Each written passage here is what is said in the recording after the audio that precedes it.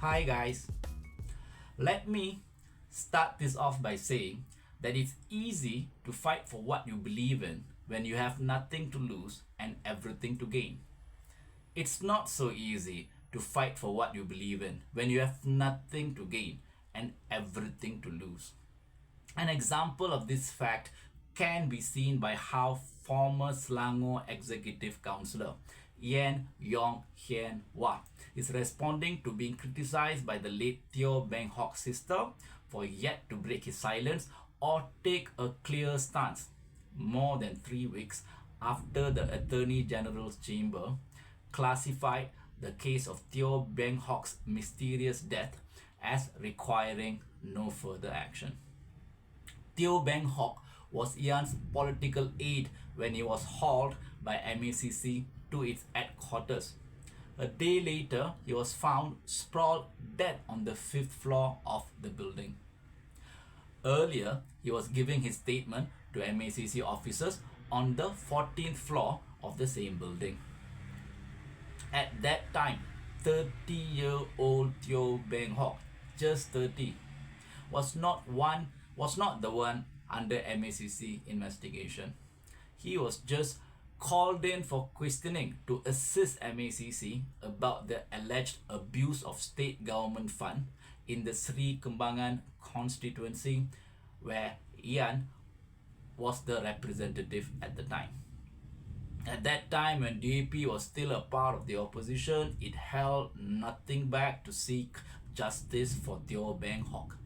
Lim Guan Eng, who was then the DAP Secretary General, would even get into hot water because he suggested during the Pakatan Rakyat Convention in 2010 that Teoh was cruelly murdered.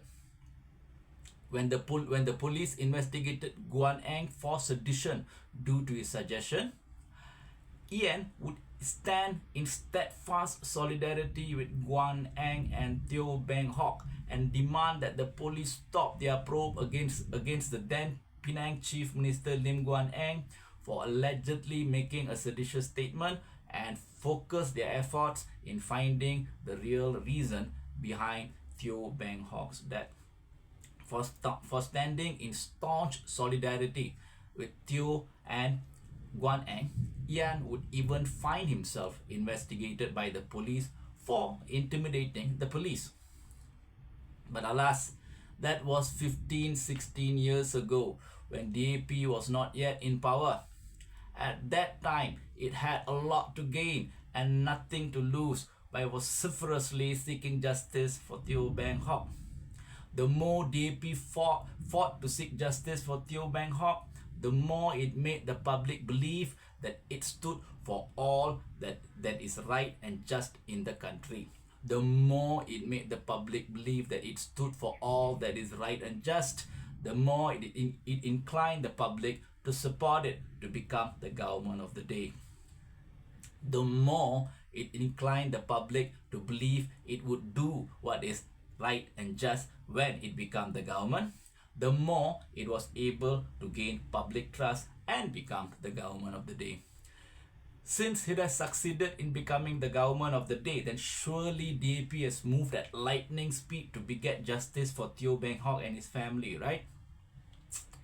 That is where the onion lies. It seems DAP's belief that Teoh Beng Hock was cruelly murdered and requires justice is tied to its identity rather than its principles.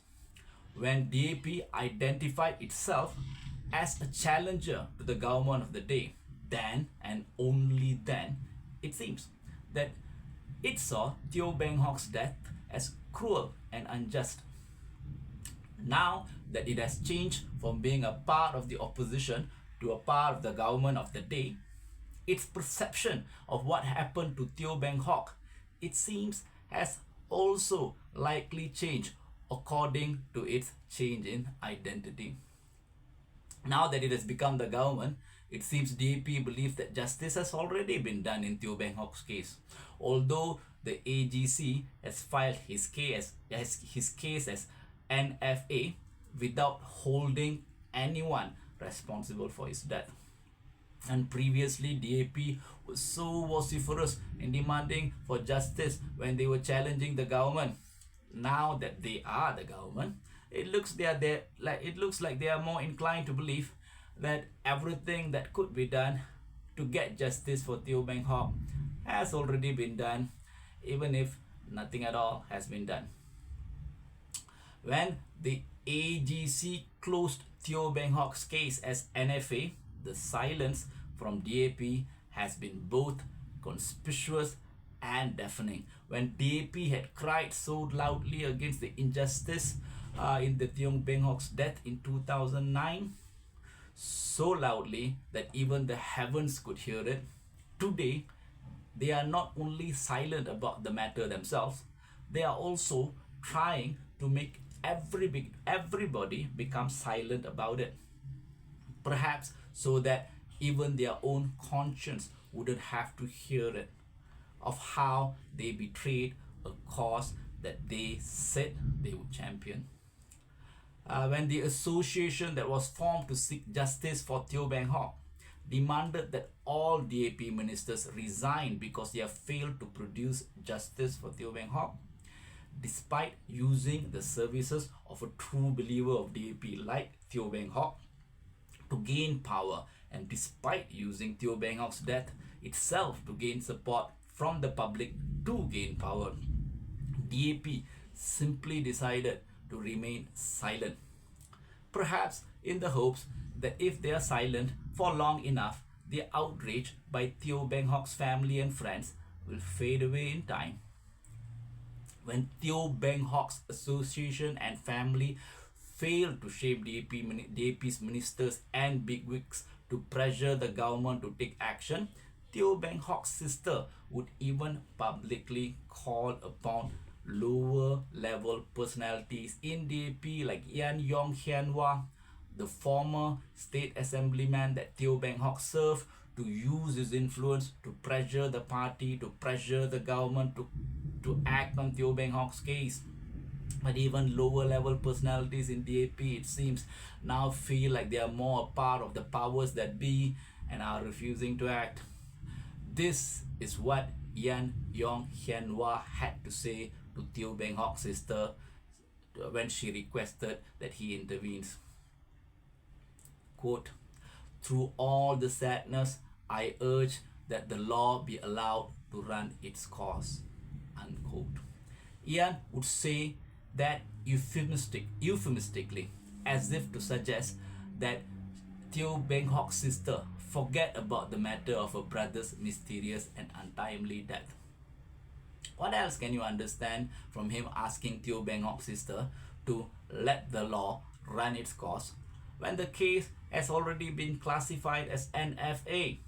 DAP's response to Teoh Beng Hock's case today, now that it is in power, reminds me of what the former Prime Minister of Italy, Giulio Andreotti, who was known for his mafia affiliation, said to a critic of his who warned him to be cautious about how he played the political games, because power will eventually wear out.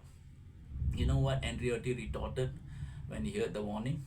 He said, "Power wears out those who don't have it."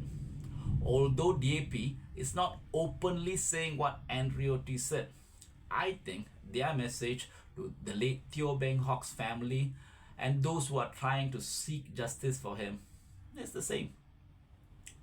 The Teoh Beng Hock's association and Teoh Beng Hock's family are trying to tell DAP, be wary, the powers in your hand will someday wear out if you do not use it to do what is right and just.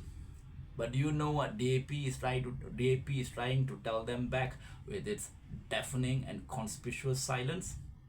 It's trying to tell them, no, my dear, power will wear you out because you don't have it. Sorry for your loss, but in the end, it is you who will wear yourself out fighting against power. Regardless of what you think you can do to us, none of your attempts will succeed, because we are the ones with the power. With power in our hand, we will still succeed even if we say nothing, even if we do nothing.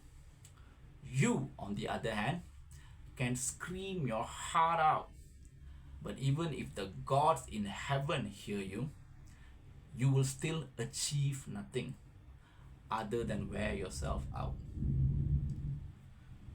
What else can we see from how DAP is behaving throughout this? Think about it, guys. Have a good day.